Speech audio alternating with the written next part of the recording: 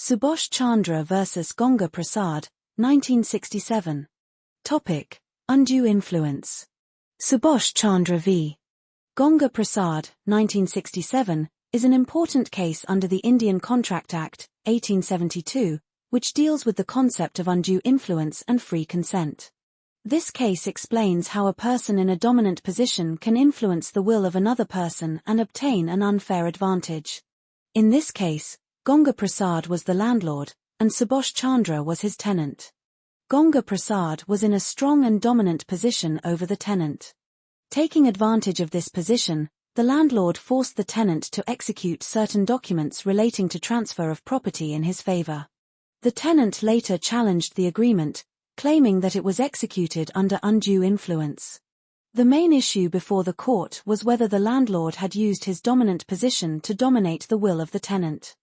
The court held that the landlord was clearly in a position to dominate the will of the tenant and had taken unfair advantage of that position.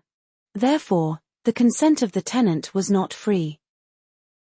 The court ruled that the agreement was affected by undue influence and was voidable at the option of the aggrieved party.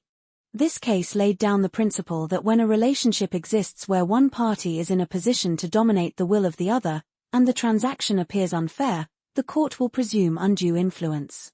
This judgment is very important for LLB examinations, as it clearly explains undue influence under Section 16 of the Indian Contract Act, 1872, and protects weaker parties from exploitation.